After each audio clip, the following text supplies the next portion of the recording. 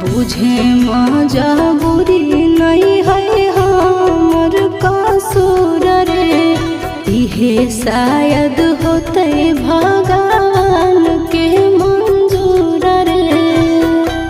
कठ के करे जावा बनाइले नी दया नहीं आबोगे।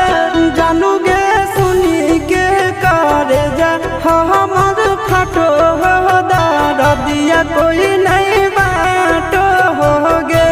जानूगे सुनी के करे जा हमर फटो दिया कोई